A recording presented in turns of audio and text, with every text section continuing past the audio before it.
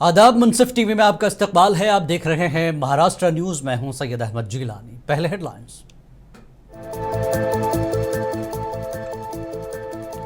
महाराष्ट्र के वजीर आला देवेंद्र फडणवीस और मरकजी वजीर मनोहर लाल खट्टर की मीटिंग का इनेकाद। रियासत के शहरी शोबे की पेशरफ्त का लिया जायजा।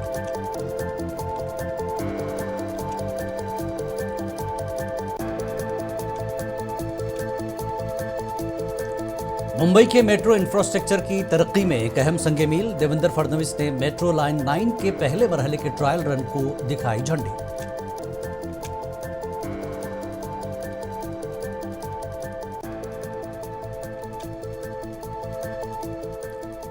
महाराष्ट्र के थाना में निकाली गई तिरंगा यात्रा। नायब वजीर आला एकनाथ शिंदे ने कहा, फौज ने पाकिस्तान को दिया है मुंहतोड़ जवाब।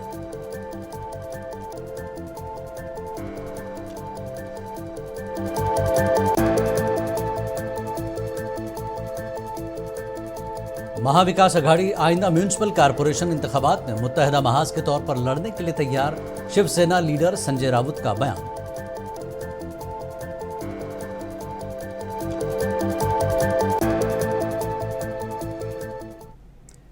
और अब खबरें तफसील से। Justice B R. गवई ने मुल्क के 52वें CJI की हैसियत से हलफ लिया। राष्ट्रपति भवन में मुनक्कदा तकरीब में सदर जमहूरिया हिंद द्रौपदी मुर्मू ने उन्हें हलफ दिलाया।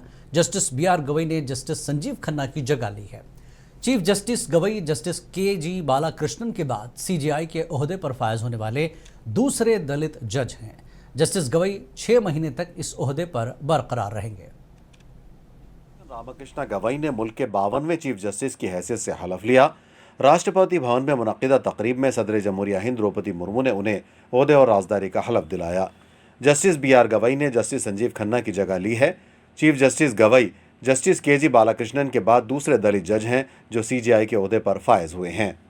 मैं भूषण रामकृष्ण गवई, जो भारत के उच्चतम न्यायालय का मुख्य न्यायमूर्ति नियुक्त हुआ हूँ, जो भारत के उच्चतम न्यायालय का मुख्य न्यायमूर्ति नियुक्त हुआ हूँ, सत्यनिष्ठा से प्रतिज्ञा करता हूँ सत्यनिष्ठा से प्रतिज्ञा करता हूँ कि मैं विधि द्वारा स्थापित भारत के संविधान के प्रति विधि द्वारा स्थापित भारत के संविधान के प्रति सच्ची श्रद्धा और निष्ठा रखूंगा। मैं भारत की प्रभुता और अखंडता अक्षुण्ण रखूंगा। अक्षुण्ण रखूंगा। हलफबरदारी के बाद जस्टिस गवई को सदर जमहूरिया हिंद मुर्मू ने मुबारकबाद दी। इसके अलावा मुबारकबाद देने वालों में नायब सदर जगदीप धनखड़, वजीर आजम नरेंद्र मोदी, लोकसभा स्पीकर ओम बिरला, मरकजी वज़रा के अलावा साबिक CJI जस्टिस संजीव खन्ना भी शामिल हैं। जस्टिस गवई सन 1985 में बार काउंसिल में शामिल हुए और 2003 में बॉम्बे हाई कोर्ट में एडिशनल जज मुकर्रर हुए। बाद में 2005 में वो बॉम्बे हाई कोर्ट के मुस्तकिल जज बन गए और 2019 में उन्हें सुप्रीम कोर्ट के जज के तौर पर तरक्की मिली। बी.आर. गवई सुप्रीम कोर्ट के बड़े फैसलों का भी हिस्सा रहे, जिसमें 2016 में नोटबंदी को हक बजानिब करार देना शामिल है और उन्होंने इलेक्टोरल बॉन्ड्स स्कीम को भी गैर दस्तूरी करार दिया था। उन्होंने तकरीबन 300 फैसले सादिर किए जिनका ताल्लुक बुनियादी हुकूक से है। जस्टिस गवई इस ओहदे पर 6 महीने तक बरकरार रहेंगे क्योंकि नवंबर 2025 में वो ओहदे से सुबुकदोश होने वाले हैं। ब्यूरो रिपोर्ट, मुंसिफ टीवी। महाराष्ट्र के वज़ीर आला देवेंद्र फडणवीस और मरकजी वजीर मनोहर लाल खट्टर ने रियासत के शहरी शोबे की पेशरफ्त का जायजा लेने के लिए मुश्तरका तौर पर एक आला सतही मीटिंग की सदारत की। मीटिंग में शहरी तरक्की, हाउसिंग इस्लाहात, मेट्रो की तरक्की और रियासत भर में सफाई के इक़दामात पर तवज्जो दी गई। मीटिंग का मकसद महाराष्ट्र के वसी तर शहरी विजन के साथ कोशिशों को हम आहंग करना था। जायजे के दौरान रियासती हुकूमत ने अवामी नक्ल हमल के बुनियादी ढांचे को बढ़ाने के लिए खाका पेश किया। ख़ास तौर पर मुंबई मेट्रो और दीगर मेट्रो नेटवर्क्स की तोसी के ज़रिए मुसाफिरों की सहूलत को बेहतर बनाने के लिए मेट्रो, रेलवे और बसों में बग़ैर किसी रुकावट के सफ़र के लिए एक मरबूत टिकटिंग सिस्टम पहले ही मुतारुफ कराया जा चुका है। और मिनिस्टर्स आए हुए थे। एक मिनिस्टर हमारे व्यस्त होने के कारण से नहीं आ सके, एक ऑनलाइन जुड़े थे। तो ऐसे बहुत ही अच्छी हमारी चर्चा हुई जिसमें अपने प्रदेश महाराष्ट्र के मुख्यमंत्री श्री देवेंद्र फडणवीस जी वहां उपस्थित रहे और हमारी राज्य मंत्री पावर वो भी उसमें उपस्थित रही और हमने बहुत विषयों पर वहां चर्चा हुई। जनरेशन के संबंध में, हर एक स्टेट की अगली 10 साल की रिक्वायरमेंट क्या है, एडिक्वेसी प्लान उसका बनाया गया। और इसी प्रकार से महाराष्ट्र के वज़ीर आला देवेंद्र फडणवीस ने मुंबई मेट्रो लाइन 9 के फेज 1 के ट्रायल रन को झंडी दिखाकर काशेगांव दहिसर ईस्ट से जोड़ दिया। इफ्तिताह मुंबई के मेट्रो इंफ्रास्ट्रक्चर की तरक्की में एक अहम संग मील की निशानदेही करता है, जिसका मकसद मज़ाफ़ाती इलाकों के दरमियान राब्ते को बढ़ाना और ट्रैफिक की भीड़ को कम करना है। सीएम फडणवीस ने तकनीकी आजमाइश के आगाज़ पर खुशी का इजहार किया। इसके कामयाब टेस्ट के बाद ये सहूलत बहुत जल्द आम लोगों के लिए खुल जाएगी। इस मेट्रो लाइन के साथ मुंबई और थाने के मुसाफिर बगैर किसी रुकावट के सफ़र कर सकेंगे। इस मौके पर नायब वज़ीर आला एकनाथ शिंदे और अजित पवार भी मौजूद थे। काशीगांव से दहिसर तक जो मेट्रो का टेक्निकल टेस्टिंग आज यहाँ पर किया जा रहा है, इस टेक्निकल टेस्टिंग के बाद कुछ दिनों में इसको पैसेंजर के लिए खुला किया जाएगा। इसका विधिवत हम लोग उद्घाटन करेंगे। जैसा हम सभी लोग जानते हैं कि मीरा भाईंदर में जो सुभाष चंद्र मैदान है, वहां से लेकर तो अंधेरी तक पूरी कनेक्टिविटी हम लोगों ने तैयार की है। अंधेरी से आगे की कनेक्टिविटी भी तैयार हुई है। मेट्रो लाइन 3 जो इसको कनेक्ट होती है, कुलाबा तक जाती है, और इधर ये जो सुभाष चंद्र मैदान है वहां से डोंगरी, जैसे डोंगरी में डेपो बनेगा वैसे ही वहां से विरार तक एक कनेक्टिविटी हम तैयार करेंगे। और इस पूरी कनेक्टिविटी को थाने के साथ जोड़कर एक लूप तैयार होगा, जिसके कारण मुंबई और एमएमआर रीजन के सारे जो हमारे पैसेंजर्स हैं उनको मेट्रो की एक सीमलेस कनेक्टिविटी मिलेगी। इस स्ट्रेच ऑपरेशन सिंदूर की कामयाबी पर बीजेपी की जानिब से मुल्क भर में तिरंगा यात्रा निकाली जा रही है। महाराष्ट्र के थाने में भी यात्रा निकाली गई। नायब वज़ीर आला एकनाथ शिंदे की क़यादत में तिरंगा यात्रा निकाली गई। इस रैली में बीजेपी के हज़ारों कारकुनों ने हिस्सा लिया।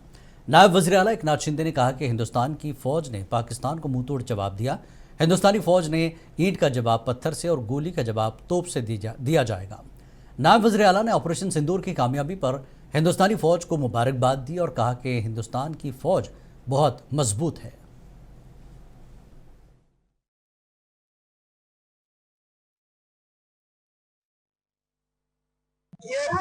पहलगाम में हमारे बहनों का सिंदूर पोतने का काम पाकिस्तान के आतंकवादियों ने किया था, उसको मुंह तोड़ जवाब दिया ऑपरेशन सिंदूर ने। ऑपरेशन सिंदूर सफल हो गया है, कामयाब हुआ है, और इसलिए भारत को मुंह तोड़ जवाब दिया है। अब उनको खून का बदला खून से, ईंट का जवाब पत्थर से नहीं।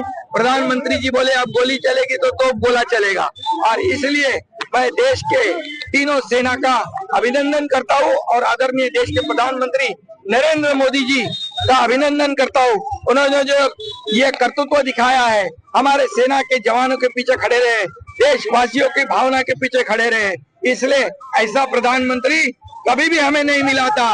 ये बहुत बड़ी बात है, इसलिए मैं देशभक्त। महाविकास अघाड़ी महाराष्ट्र में आइंदा म्यूनिसिपल कॉरपोरेशन इंतखाबात में मुत्तहदा महाज के तौर पर लड़ने के लिए तैयार है। शिवसेना यूबीटी के सीनियर लीडर संजय राउत ने इस बात की तस्दीक की। उनका यह बयान उस वक्त आया जब सुप्रीम कोर्ट ने हाल ही में रियासती हुकूमत को अगले 4 महीनों के अंदर मकामी खुदमुख्तार इदारों के इंतखाबात कराने की हिदायत दी। इस फैसले ने आखिरकार रियासत भर में तवील अरसे से ज़ेर इल्तवा शहरी इंतखाबात का रास्ता साफ कर दिया। नासिक में मीडिया से बात करते हुए राउत ने कहा कि इसमें कोई शक नहीं कि हम एमवीए के तौर पर ज़्यादा से ज़्यादा सीटों पर इकट्ठे मुकाबला करेंगे। राउत ने कहा कि उद्धव ठाकरे, शरद पवार और कांग्रेस के रियासती सरबराह हर्षवर्धन सबकल के दरमियान बातचीत अच्छी तरह से चल रही है। जाधववाड़ी में वाक़ ज़रई पैदावार मार्केट कमेटी में जारी गैर कानूनी तामीरात को फौरी तौर पर रोका जाए, ऐसा पुरजोर मुतालबा ऑल इंडिया मजलिस इत्तेहादुल मुस्लिमीन के कारपोरेटर और ग्रुप लीडर नासिर सिद्दीकी ने किया है। उन्होंने म्यूनसिपल कमिश्नर और एडमिनिस्ट्रेटर को एक मकतूब देकर इस मामले में फौरी कार्रवाई का मुतालबा किया। सिद्दीकी ने बताया कि इस तामीरात के हवाले से 1 अप्रैल 2025 को उन्होंने और वहां के ताजिरों ने कई बार शिकायत दर्ज करवाई थी, लेकिन मुतल्लिक़ अफसरान इस पर कोई तवज्जो नहीं दी। इसलिए अब एक आखिरी याद दहानी के तौर पर यह मकतूब पेश किया गया। उन्होंने मुतालबा किया कि सेल हॉल नंबर 5 के सामने जारी गैर कानूनी तामीरात को 48 घंटों के अंदर बंद किया जाए। साथ ही उन्होंने ये भी कहा कि मार्केट कमेटी की जानिब से बनाए गए कवायद के खिलाफ नजरसानी मंसूबों को किसी भी सूरत में मंजूरी न दी जाए, वरना म्यूनसिपैलिटी के सामने गैर मुअय्यन मुद्दत का एहतजाज शुरू किया जाएगा। और बड़ा कंजस्टेड होने लगा इलाका, तो कहीं ना कहीं गवर्नमेंट ने इसको ऐसा सोचा कि एक बड़े इलाके के अंदर तब्दील किया जाए, और जहाँ पे बड़ी बड़ी गाड़ियाँ आती है पूरे हिंदुस्तान से जो है तो यहाँ पर माल आता है और व्यापारियों को बहुत ही तकलीफ होती है, तो जाधववाड़ी बोल के जो है तो 1998 के अंदर जो है तो वहाँ पर मोंडा बोल के वहाँ पे शिफ्ट किया गया। शिफ्ट करने के टाइम में जो प्लान सबमिट किया जाता है, परमिशंस वगैरह एम्यूनिटीज़ जो होती है, वो एक बाज़ाब्ता बड़ा प्री प्लान जो है तो सबमिट किया गया महानगर पालिका के पास, और उसकी परमिशन ली गई। जहाँ पर जो है तो बड़ी बड़ी रोडें थी, पार्किंग थी, सारी एम्यूनिटीज़ थी, वहाँ पे पुलिस स्टेशन हो या जानवरों के लिए कोनवाड़ा हो, ऐसी हर चीज़ वहाँ पर दिखाई गई थी। और जो तो फिर व्यापारियों ने शहर छोड़कर उतने दूर जाकर जो है तो अपना कारोबार का सेटअप किया। लाखों करोड़ों रुपए का जो है तो उन्होंने अपना वहाँ पे व्यापार शुरू किया, ताकि उनकी भी आने वाली जनरेशन भी वहाँ पे कारोबार करे और अपना पेट पाल सके। लेकिन उस इदारे के अंदर जो चला रहे हैं, वहाँ का जो है तो चेयरमैन हो या सचिव जो लोग हैं वहाँ पर, एक पठारे नाम है और एक है तो शिरसाट नाम के जो, तो ये दो लोग जो है कभी ज़िंदगी में कभी ना कहीं जो तो 20 बाय 30 की प्लॉटिंग करते थे। चूँकि इतना बड़ा सेटअप दिखने के बाद उन्होंने उसको जो है तो 20 बाय 30 के अंदर शुरू कर दिया वहाँ पे प्लॉटिंग करना। ऑपरेशन सिंदूर पर ब्रीफिंग के लिए कौम के सामने पेश होने वाली बहादुर बेटी कर्नल सोफिया कुरैशी पर काबिल एतराज़ तबसरे पर AIMIM लीडर वारिस पठान ने शदीद बरहमी का इजहार किया। मध्य प्रदेश के वजीर विजय शाह ने एक अवामी खिताब में कहा कि उनकी अपनी बहनों ने उन लोगों से बदला लिया जिन्होंने हमारी बहनों के सिंदूर को तबाह किया। उनके बयान से ऐसा लग रहा था जैसे वो कर्नल सोफिया कुरैशी को दहशतगर्दों की बहन कह रहे हों। इस बयान पर नाराज़गी का इजहार करते हुए वारिस पठान ने कहा कि कोई भी सच्चा हिंदुस्तानी हमारी फ़ौज की तौहीन किसी भी कीमत पर बर्दाश्त नहीं करेगा। उन्होंने विजय शाह के खिलाफ सख्त कार्रवाई की मांग की है। मध्य प्रदेश के रियासती वजीर विजय शाह के खिलाफ गद्दारी का मुकदमा दर्ज किया जाए, जलगांव एकता संगठन ने यह मुतालबा किया। जलगांव एकता संगठन ने खवातीन के हाथों विजय शाह की तस्वीर को जूते मारने की अलामती तहरीक चलाई और एक अर्दाश्त जिला अफसर आयुष प्रसाद के तवस्सुत से सदर जमहूरिया को पेश की गई। मुजाहिरीन ने कहा कि यह पूरी खवातीन की तौहीन है। शर्मनाक बात है कि विजय शाह के नाजिबा बयान के मौके पर स्टेज पर मौजूद रुकन पार्लियामेंट और मरकजी वजीर सावित्री ठाकुर और रुकन असम्बली ऊषा ठाकुर ने तालियां बजाकर विजय शाह की हौसला अफजाई की। मुजाहिरीन ने सुप्रीम कोर्ट से दरख्वास्त की कि विजय शाह के खिलाफ गद्दारी का मुकदमा दर्ज किया जाए। जो विजय शाह ने जो अपनी सोफिया कुरैशी के बारे में जो भी गलत बातें की है, गंदी बातें की है, इसके बारे में हम निश्चित करते हैं और जलगांव शहर के हम सारी महिलाएं ये सब इनके खिलाफ हम ये करते हैं कि इन्हें ऐसी बातें नहीं करना चाहिए, तो इसका विरोध करते हम। जो भी गंदी बातें की है हमारी बहन के सोफिया कुरैशी के बारे में, इसलिए हम इसका विरोध करते हैं और हम इसे जूते चप्पल मारते। आज एकता संगठन जलगांव जिला कलेक्टर ऑफिस के पास इसलिए आई हुई है कि कल के दिन जो मध्य प्रदेश का मंत्री है विजय शाह, उसने अपना एक घटिया बयान देकर अपनी गंदी जहानत को जो है लोगों के सामने बताया कि हम कितने गंदे हैं। और ख़ास तौर पर हमारी वो बहन जो सोफिया कुरैशी, जिन्होंने जो है सिंदूर ऑपरेशन जो पाकिस्तान के खिलाफ किया था और उसके अंदर जाकर अपनी जान की बाजी लगाकर हिंदुस्तान को, भारत को कामयाब बनाने की कोशिश की और कामयाब लौटी, और वो उसके खिलाफ अपनी गंदी जहानत को इस्तेमाल करते हुए, गंदी जबान को इस्तेमाल करते हुए ये बोल रहा है कि हमने जो है उन दहशतगर्दों के खिलाफ उन्हीं के बहन को, यानी गोया कि वो हमारी बहन, हमारी वो लाडली बहन कि जो पाकिस्तान के खिलाफ अपनी जान जोखम में डाल रही है और जो है इस भारत के तरफ से लड़ रही है, और वो उसको दहशतगर्दों की बहन कह रहा है। हम जो है महाराष्ट्र के वज़ीर आला देवेंद्र फडणवीस ने जम्मू कश्मीर में पाकिस्तानी फायरिंग में शहीद जवान सचिन वनंजय के अहल खाना से फ़ोन पर बात की। MP डॉक्टर अजीत ने शहीद जवान के अहल खाना से मुलाकात की और वज़ीर आला देवेंद्र फडणवीस से उनकी फ़ोन पर बात कराई। इस मौके पर वज़ीर आला ने सचिन वनंजय की शहादत पर दुख का इजहार किया और शहीद के अहल खाना की देखभाल करना हमारी जिम्मेदारी है।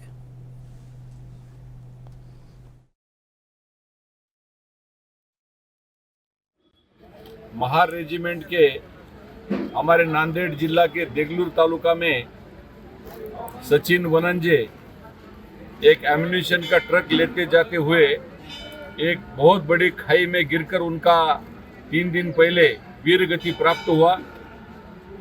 उस परिवार को सांत्वना देने के लिए मैं राज्यसभा खासदार के नाते से हमारे सारे लोक प्रतिनिधि, यहाँ के आमदार अंतापुरकर जी और सारे हमारे अध्यक्ष, सारे लोगों को लेके मैं उनको मिलने गया।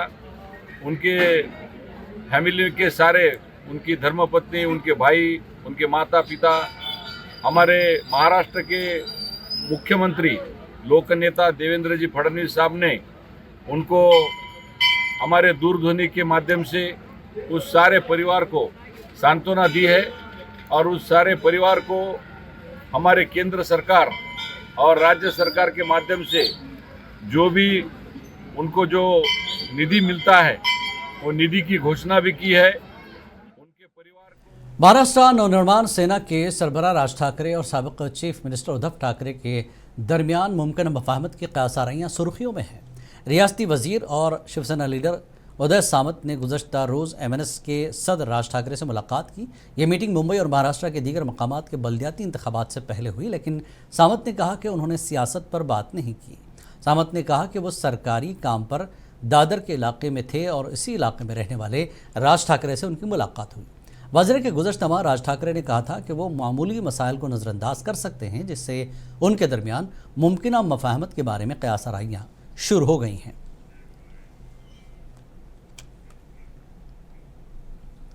मुंबई में एक डोमिनोज पिज़्ज़ा डिलीवरी मैन को एक जोड़े ने हिरासा किया, जिसने ऑर्डर की अदायगी से इनकार कर दिया क्योंकि वो मराठी नहीं बोलता था। ये वाक़या को भंडोप इलाके में एक रिहायशी इमारत में पेश आया और इसकी वीडियो वायरल होने के बाद ऑनलाइन गम और गुस्सा फैल गया। डिलीवरी एजेंट, जिसकी शनाख्त रोहित लावारे के नाम से हुई है, ने अपने फ़ोन पर उसे रिकॉर्ड किया। वीडियो में ग्राहक को ये कहते हुए सुना जा सकता है कि वो लावारे को तभी अदायगी करेंगे जब वो मराठी बोलेगा।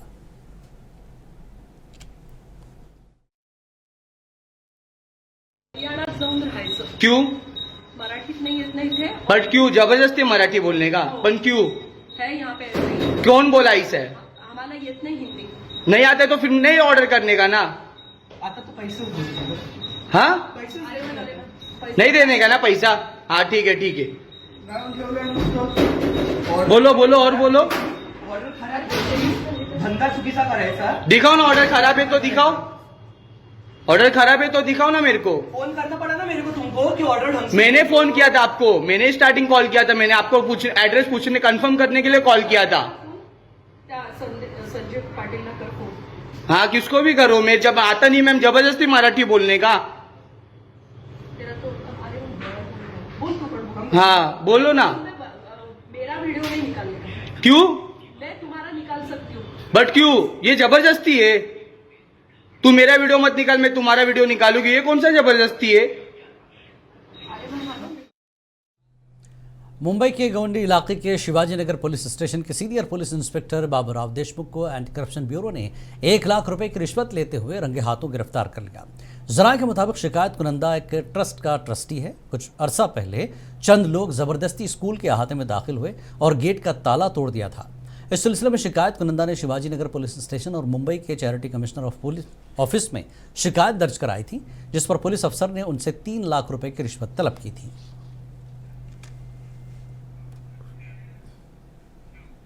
मुंबई में Chhatrapati Shivaji terminus railway station को रोशनियों से मुनव्वर किया गया। तिरंगा के कलर की रोशनी से स्टेशन को रोशन किया गया। ऑपरेशन सिंदूर के कामयाब इनकाद पर हमारी मुसल्लह अफवाज की बहादुरी को सलाम पेश किया गया।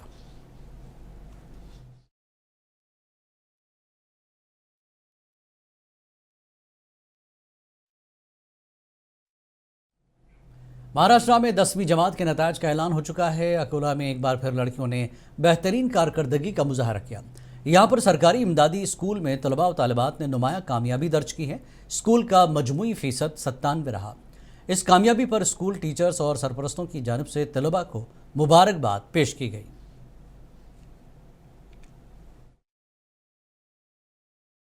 मेरा नाम नौशीन अदाला शेख रहीम है। हमने 10वीं क्लास के लिए बहुत ज़्यादा मेहनत की थी और अल्हम्दुलिल्लाह हमारा रिज़ल्ट भी बहुत अच्छा बना है। हम अल्लाह का शुक्र करते हैं और उम्मीद करते हैं आगे भी इसी तरह पढ़ाई करके अच्छे नंबर हासिल करेंगे। अस्सलाम वालेकुम। हमारा नाम शादिया परवीन मोहसिन खान है। हम 10th क्लास के जमात हैं। हमारा रिज़ल्ट आ गया है।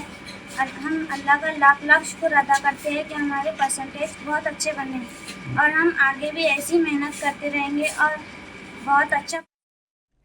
हालिया कशीदगी के दौरान तुर्की की जानिब से पाकिस्तान की हिमायत करने पर हिंदुस्तान में तुर्की के मसनूआत का बाइकआउट किया जा रहा है। पुणे में ताजिरों ने तुर्की से हेज़लनट और खुबानी की दरामद का बाइकआउट किया। ताजिरों का कहना है कि वो एक ताजिर से पहले मुल्क के शहरी और मुल्क दुश्मन का साथ देने वालों का बाइकआउट करते हैं। इससे उनका बहुत आर्थिक बड़ा नुकसान होगा, क्योंकि भारत एक बहुत बड़ा कंज्यूमर मार्केट है। टर्की को टर्की का अगर बहिष्कार होता है भारत की तरफ से, तो उनकी 50% आर्थिक नुकसान काफी बड़ी मात्रा में होगा। हम सिर्फ एक व्यापारी नहीं है, हम भारतीय भी हैं। आज भारत सरकार, मोदी जी जो इनिशिएटिव उन्होंने लिया है, जो दिन रात करके भारत की तरफ से बड़े बड़े एक्शन लेके भारत की रक्षा के लिए, भारत की सुरक्षा के लिए, भारत के नागरिकों के लिए जो एक्शन उन्होंने लिया है, उसमें हम उनका पूरा सपोर्ट करते हैं, एज अ व्यापारी भी और एज अ भारतीय भी। तो इस वजह से हमारा पूरा रोष है टर्की के ऊपर, और हम उनकी कोई आइटम पे, हम पूरी उनकी आइटम पे। तुर्की की पाकिस्तान के लिए खुल्लम खुल्ला हिमायत भारत में शदीद अवामी गुस्से का बायस बन गई है। अब ये नाराज़गी सिर्फ सोशल मीडिया पर जज्बाती रद्दमल तक महदूद नहीं रही, बल्कि मुल्क भर में तुर्की की मसनूआत के बाइकआउट का बाकायदा आगाज हो चुका है। आप देखिए तफसीलात, हमें दीजिए इजाज़त। आदाब। तुर्की की जानिब से पाकिस्तान की खुल्लम खुल्ला हिमायत पर भारत में शदीद अवामी नाराजगी देखने में आ रही है। अब बात सिर्फ ज़बानी एहतजाज तक महदूद नहीं, बल्कि मुल्क भर में कई जगहों पर तुर्की की मसनूआत का बाइकआउट भी शुरू हो चुका है। राजस्थान, महाराष्ट्र, गुजरात और केरला समेत कई रियासतों में ताजिरों और बिल्डर्स ने तुर्की की मसनूआत का बाइकआउट करने का ऐलान किया है। खासतौर पर तुर्की का मार्बल, जो कि इंडियन कंस्ट्रक्शन इंडस्ट्री में एक अहम मकाम रखता है, अब इसकी जगह मकामी मार्बल को तरजीह दी जा रही है। मार्बल प्रोसेसर समिति के सभी सदस्यों ने हमने निर्णय लिया कि जो टर्की से माल इंपोर्ट हो रहा है, जो टोटल इंपोर्ट का करीब 18 लाख टन का जो इंपोर्ट पूरे भारत में होता है पूरे साल भर का, उसमें 70% टर्की से हो रहा है। तो उसका हमने तुरंत कार्रवाई से आयात पर प्रतिबंध का निर्णय लिया है स्वेच्छा से, और गवर्नमेंट से भी हम चाहते हैं कि वो तुरंत प्रभाव से जो टर्की से इंपोर्ट माल हो रहा है उस पर प्रतिबंध लगा देवे। और हमने सर्वसम्मति से जो सभी यहाँ के सदस्य, उन्होंने एक निर्णय लिया है कि टर्की ने जो भारत विरोधी गतिविधियाँ और पाकिस्तान के हक में जो भी कदम उठाए हैं, उसके लिए हमने यहाँ पे जो भी टर्की से आयातित माल जो भारत के अंदर आता है उस पर रोक लगाने का एक निर्णय लिया है, और हमारे सभी सदस्यों ने इसे सर्वसम्मति से स्वीकार किया। तुर्की के सेब जो हर साल बड़ी मकदार में भारत आते हैं, इस बार कई मंडियों में उनकी आमद रुक चुकी है। दिल्ली, लखनऊ और महाराष्ट्र की फ्रूट मंडियों में ताजिर खुलेआम इस बाइकआउट की हिमायत कर रहे हैं। 20% भी रिक्वायरमेंट बची नहीं है। अभी सब लोग बोल रहे हैं कि मेरे को टर्की एप्पल नहीं मांगता है अभी करके। पहले इससे पहले बहुत अच्छी तरह से वो बिक रहा था, चल रहा था। कम से कम 6 के 500-600 पैकेट हमारे बिक रहे थे डेली के। लेकिन जब से तुर्की ने पाकिस्तान को सपोर्ट किया है, तब से पूरी तरह से तुर्की एप्पल खाने के लिए कोई तैयार नहीं है। ये सिर्फ एहतजाज ही नहीं, बल्कि वाज़ेह पैगाम है, ताकि तुर्की को समझ में आ सके कि हिंदुस्तान जैसे बड़े तिजारती पार्टनर को नाराज करना कितना महंगा पड़ सकता है। ये पहला मौका नहीं है जब अवामी सतह पर गैर मुल्की मसनूआत के खिलाफ आवाज़ बुलंद हुई हो, लेकिन इस बार पैगाम वाज़ेह है, जो भारत के खिलाफ जाएगा, भारत उसकी मार्केट नहीं बनेगा। ब्यूरो रिपोर्ट, मुंसिफ टीवी।